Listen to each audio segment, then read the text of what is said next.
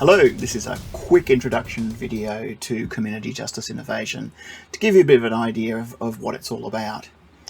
Now, one of the things we're going to talk about a bit during this term is the fact that our systems of the criminal justice system, our different parts of state, of our police, our prisons, our courts, seem to be very much fixed in stone. They seem to be something that have always been there and always will be. But the truth of the matter is they've only really been around in the form they're in for a couple of 100 years. And even during that time, there's been significant different developments. There's been significant critique and expansion and understanding, particularly through the discipline of criminology. And we're beginning to emerge with different ideas about the way in which justice is to be done. So this unit's really looking at what are those things that are happening, what's happening at the cutting edge. And this is an interesting area in terms of politics because we're seeing a push from sort of both ends of the political spectrum.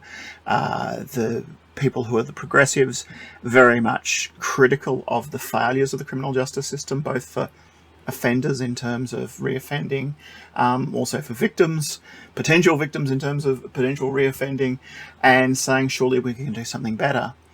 We're also seeing critique from conservatives who often do love the expensive, if ineffectual, harsh on crime approaches, but at the end of the day, they're really concerned about the bottom line and who's going to pay for it.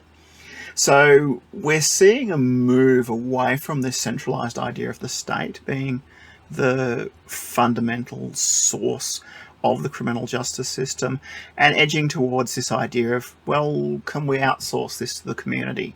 Is this something that would be better located in a community setting?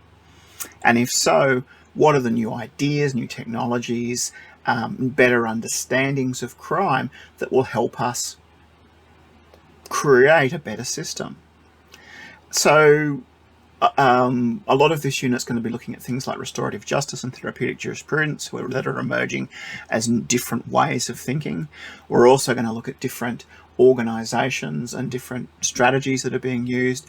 And I think one of the key aspects to this is optimism, is this sense that we spend a great deal of the 20th century as criminologists saying, look, nothing works, throwing our hands up in the air and saying nothing works. And we're now looking at a situation where innovation may be the key to doing things in a different way, doing things in a better way, certainly doing things in a cheaper way. And doing that on the basis of all that knowledge that criminologists have been gathering over the 20th century and into this one. So a couple of points. I'm Scott. I'm going to be a unit coordinator this term. A lot of the materials most of the materials that have been developed have been developed by Masahiro, who unfortunately is no longer with us. I mean, he's still living. He's just gone to another university. So I'm using his notes. And I've left his name on them because he wrote them and developed them. So don't get confused that the notes seem to be written by someone who's different from the person who's taking the unit. I just felt it was ethical to give credit where credit was due for these great materials that Masahiro developed. Another point to make is that in terms of the format of how we go about delivering the workshops each week, I'm open to discussion as to how we do that, and I'm going to raise this issue in the first lecture, the first workshop, and in the preparatory materials, because over the last 2 years we've seen a very significant decline in attendance and participation in the online criminology students and in students generally at university. And rather than throw my hands in the air and say why, oh, why, oh, why, or blame you folks, the students, I thought it's probably more sensible to ask you, well, what would you prefer if the Zoom workshop is not doing it for you? And I can certainly understand that having a video camera focused on you for hours at a time is not the greatest experience. I've kind of gotten used to it myself, and sometimes I tend to forget how confronting it is to a newcomer. Is there something else we can do? Can we do it more like a sort of a radio show? Can we do it more like a podcast or whatever? So I'm not going to go through all those options here and now, but I just thought it would be time to raise it with you, to give you a little bit of time to think about it, to think about, well, we've got a set of materials to get through, we've got a set of assessments to get through. What is going to be the best way for you that's going to keep you engaged?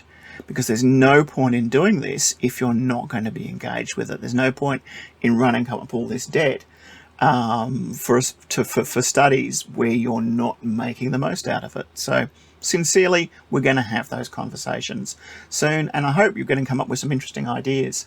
And if we can achieve consensus on it, we'll go ahead and try something new. Anyway, I personally think this is a very interesting subject. It's a shame with the closure of the Bachelor of Criminology that this subject is disappearing as well, so it's your last chance to do it. But I think it's one that's very valuable, and it really is the sign of what's coming in the future in this space of criminal justice.